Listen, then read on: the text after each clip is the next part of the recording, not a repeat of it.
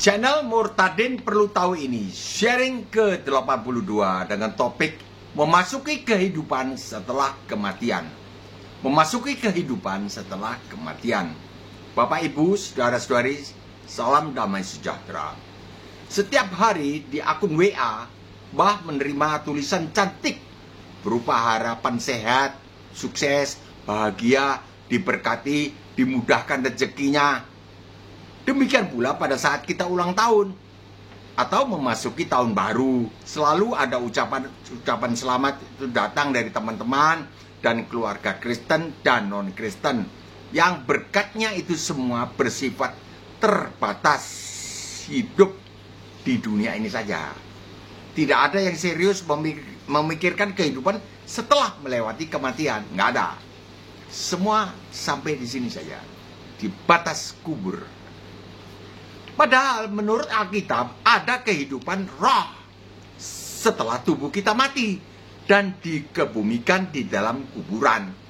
Dan setelah itu manusia akan dihakimi.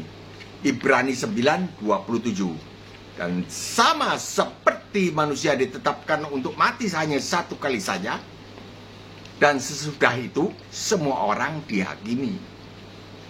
Manusia ditetapkan mengalami mati hanya satu kali. Tidak ada reinkarnasi atau dilahirkan kembali ke dalam dunia ini lewat rahim ibu yang lain. Tidak ada. Jadi masalah kita umat manusia sekarang ketika masih hidup di dalam dunia ini adalah berdaya upaya untuk meluputkan diri dari hukuman Allah akibat dosa-dosa kita yang akan dijatuhkan kepada roh kita di alam baka yang kita masuki ketika kita sudah mati badani. Usaha meluputkan diri dari hukuman Allah ini harus kita kerjakan ketika kita masih hidup di dunia ini. Loh, katanya Allah itu maha pengasih penyayang. Mengapa sekarang dikatakan Allah menghukum umat manusia akibat dosa-dosa yang mereka kerjakan? Seharusnya Allah yang kasih itu mengampuni mereka yang sudah memohon ampun kepada beliau. Seharusnya kan begitu. Mari kita bahas masalah ini.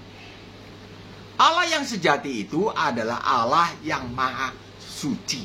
Maha suci. Pasti menghukum dosa. Beliau tidak bisa mengampuni dosa. Tidak bisa. Upah dosa adalah maut. Maut, yaitu terpisah dari Allah. Sejak di dunia ini terpisah.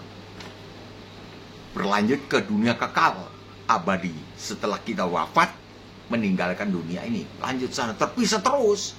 Ya di neraka. Jikalau seandainya beliau mengampuni dosa, seandainya beliau tidak mengusir manusia dari hadapan beliau, seandainya beliau bertoleransi dengan dosa, maka beliau menjadi tidak suci. Tidak mungkin beliau mengingkari kodrat beliau yang maha suci. Karenanya beliau harus menghukum dosa. Roma 8 ayat 3 dan 4. Ini dasar ayatnya. Namun Allah itu kasih adanya. Maka beliau berinisiatif. Dari beliau meluputkan umat manusia dari hukuman yang seharusnya mereka jalani. Inilah upaya Allah yang maha suci dan yang maha pengasih itu. Upayanya beliau maha suci dan di sampingnya ada sifat kodrat maha pengasih. Maha suci harus menghukum dosa. Maka maha pengasih penyayang, jangan hukum dosa. Jangan menghukum manusia. Beliau mengutus anak Allah Yesus Kristus yang adalah firman Allah yang menjadi manusia. Yohanes 1:14. Ini sudah ulang-ulang kita baca. Dikandung dan dilahirkan oleh Santa Maria.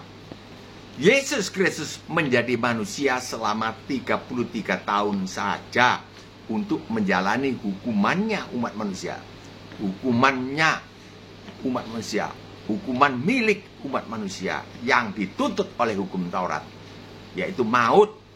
Manusia harus terpisah dari Allah selama-lamanya sejak di dunia ini dan berlanjut di neraka menyala-nyala. Untung bagi umat manusia karena Allah tidak menghukum dosa di atas objek hukum, yaitu umat manusia itu sendiri, melainkan di atas daging anak Allah, yaitu Sang Hakim Yesus Kristus.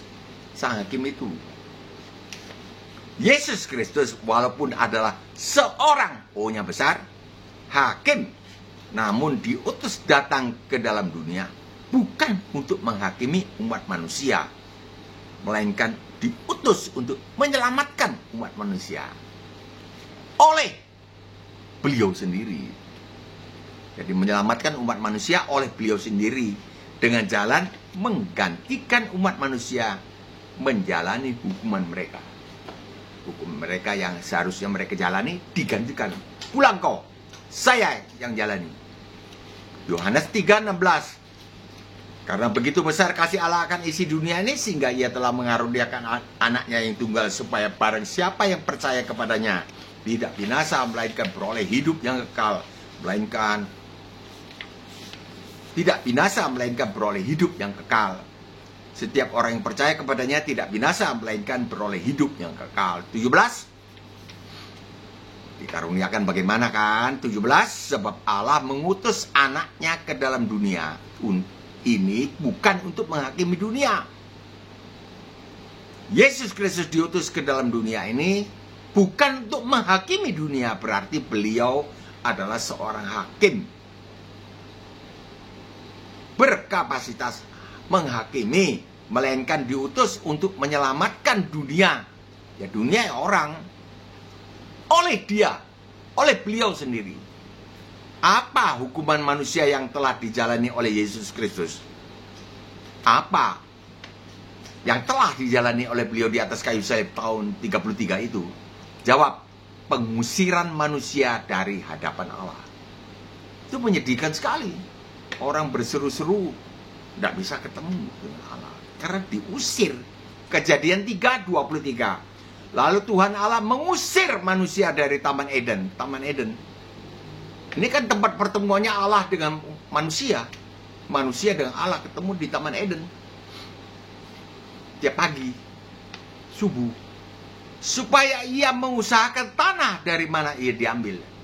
Jadi manusia diusir dari Taman Eden supaya ia mengusahakan tanah dari mana diambil. Suruh kerja.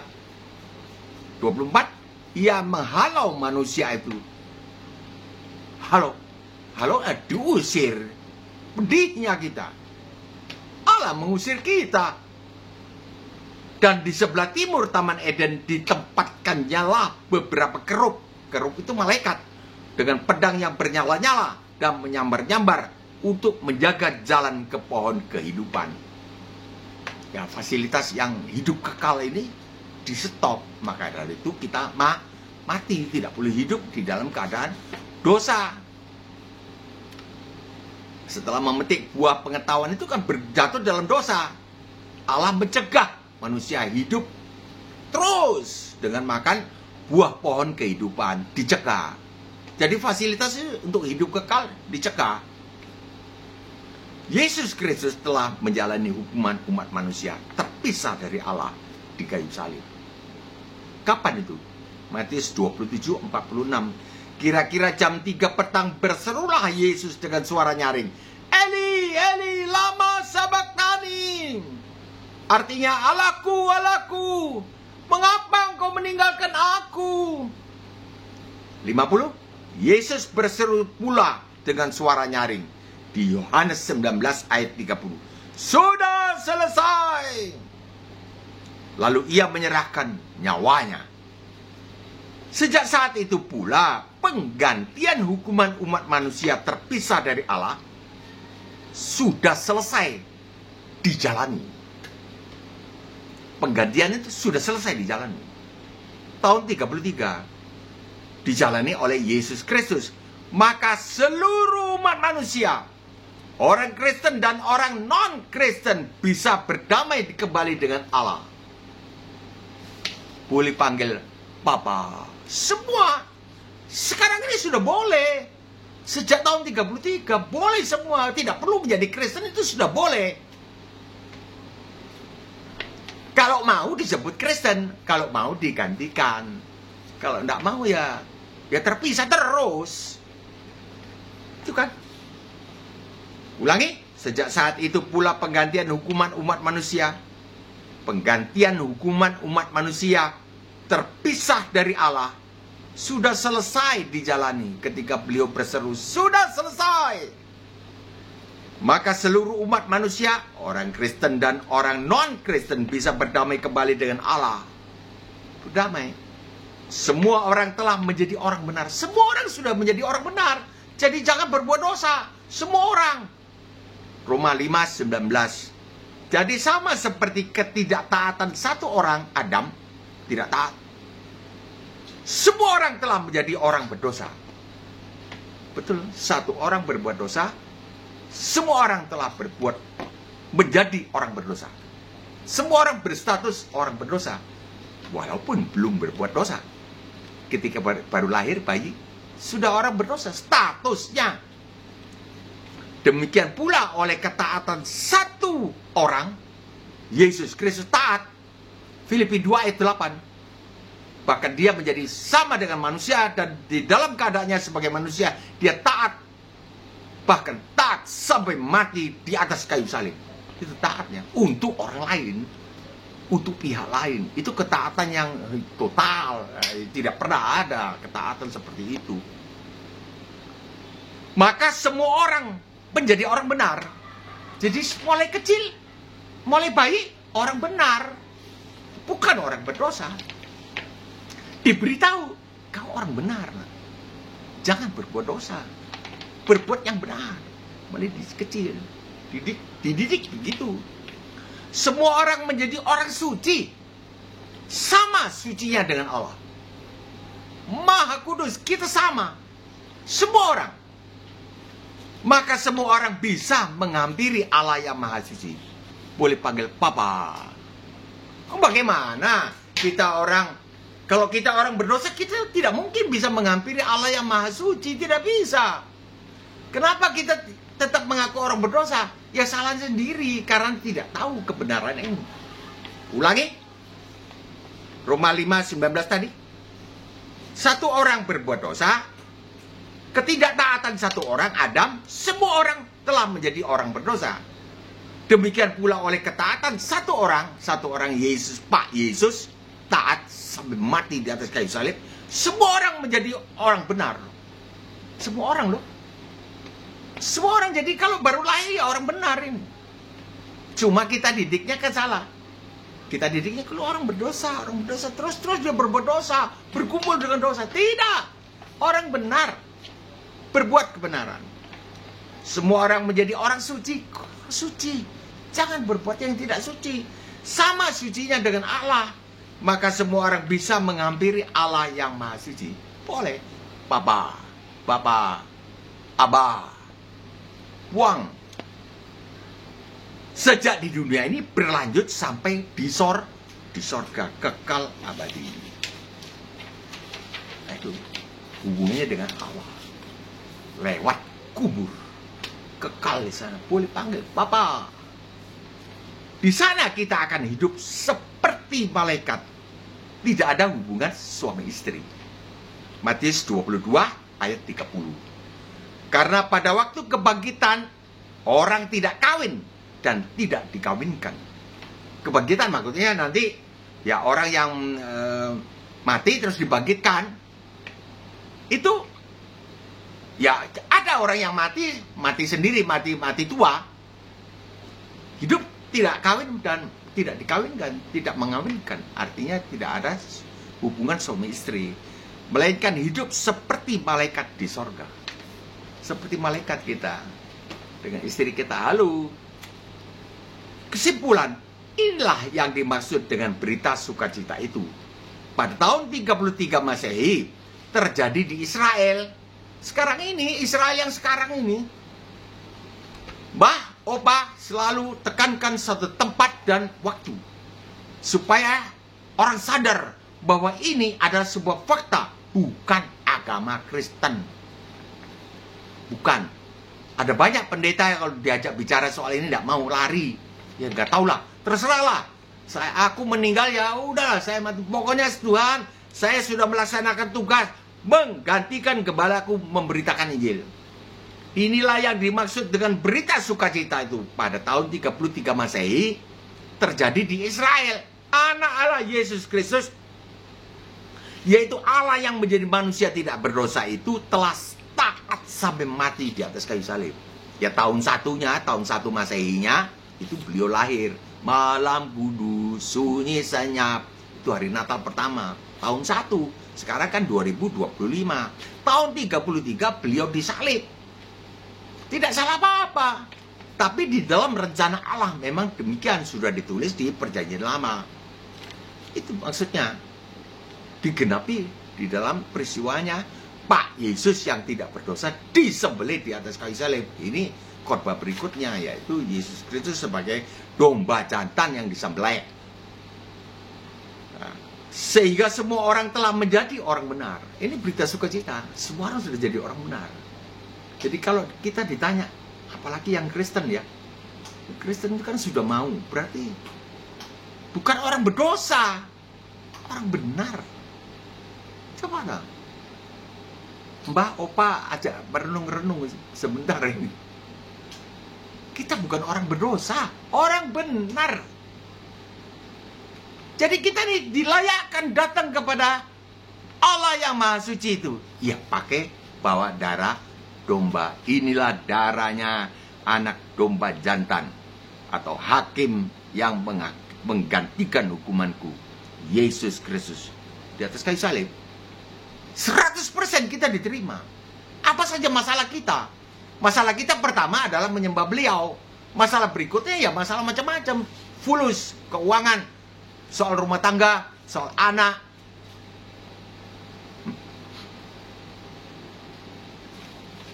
Pekerjaan, hubungan, dagang. Bisa dibawa kepada beliau. Beliau mengerti itu.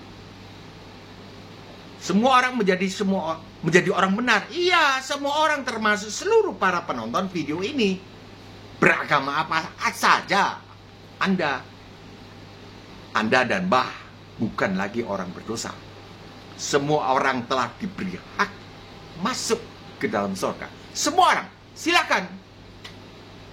Silakan masuk. Ya tentu saja kalau mau digantikan hukumannya oleh sang hakim. Kalau nggak mau ya orang berdosa nggak bisa masuk surga. Itu sudah jelas. Dan di sini di dunia ini tidak bisa berhubungan dengan Allah yang Maha Suci. Maha Suci. Seperti kita kalau kita dihampiri oleh ODGJ, saudara kita yang sakit jiwa, kita dipeluk bagaimana? Hei Opa, saya nggak mau. Ada di sini 5 orang. Opa, jabat tangan nggak mau, nggak pernah tangannya kotor itu, nggak mau saya. Begitu juga Allah yang Maha Suci tidak bisa dihampiri oleh kita yang berdosa. Statusnya berdosa. Satu orang berbuat ketidaktaatan, Adam, semua orang menjadi orang berdosa. Satu orang berbuat ketaatan, Yesus Kristus, semua orang benar. Lah kita ini milih yang itu. Saya orang benar ya. Kita milih itu. Bukan milih yang Adam itu. Kalau milih yang ada ya orang berdosa loh. Berita sukacita loh. Satu orang Yesus Kristus taat, mati sampai mati di atas kayu salib, kita jadi orang benar. Enak dong.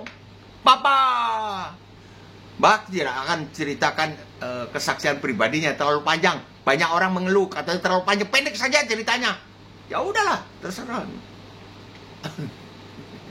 Tapi menurut saya, menurut Mbak, Opa, kesaksian Opa ini terjadi betul-betul. Disuruh keluar dari rumah, kontrakan, tidak punya uang. Keluarlah dalam 30 hari. Kemana? Tidak ada rumah kos. Mau lari kemana? Itu tahun 1985. Tidak ada rumah kos. Pak Bagio, 30 hari silakan keluar dari rumah ini. Saya mau pakai mati. Sebelum 30 hari aku sudah pindah rumah. 8 kamarnya. Jauh lebih besar. Rumah tentara. Ya rumah tua lah. Rumah tua lah. Bisa numpang di sana 11 tahun. Numpang. Enggak apa-apa, tapi tetap saya tidak keleleran di pinggir jalan atau di bawah jembatan. Itulah perbuatan daripada Allah yang hidup. Yang Bapakku. Jadi saya mau jadi anak beliau. Beliau urusi. Bagaimana cara yang aneh? Nggak usah cerita sekarang. Terlalu panjang. Kalau mau call saya. Call saya. Mbak. 0852 9898 1948. Banyak, bukan itu aja. Mari kita semua nikmati anugerah Allah di dalam kurban Yesus Kristus di atas kayu salib ini. Kita nikmati. Kita membuka hati. Buka hati. Merendahkan diri di hadapan Allah. Menerima anugerah beliau. Waktu rumah itu disediakan, Mbah, Opa, Bagio tidak tahu kalau rumah itu disediakan untuk saya. Saya tidak percaya. Tidak percaya. Masa? Iya, silakan. Bagaimana toh? Itu dia Allah yang ajaib. Istriku bilang, masuk saja kita. Tidak, saya tidak punya koneksi pejabat atau apa, tidak ada. Ajaib. Kita merendahkan diri di hadapan Allah, menerima anugerah beliau yang tak terhingga nilainya. Tak terhingga nilainya. Anugerah itu meliputi segala macam, seluruh aspek kehidupan kita, yang berlaku sampai kepada hidup kekal. Ini anugerah ini. Melampaui hidup fana, melewati kubur. Lives beyond the grave. Itu bahasa Bugisnya. Turunlah segala berkat rohani dan jasmani serta ekonomi berkecukupan kepada seluruh penonton video ini serta dengan keluarganya dalam nama Tuhan Yesus Kristus. Amin. Jika ingin mendapat kiriman video-video bernilai hidup abadi, silakan tekan subscribe. Tolonglah keluarga atau teman-teman dengan membagikan video ini. Koreksilah Mbah di dalam kolom komentar. Terima kasih sebelumnya. Kamsia. Insya Allah kita bisa berjumpa kembali besok atau lusa dengan bahasan bernilai kekekalan yang lain. Shalom.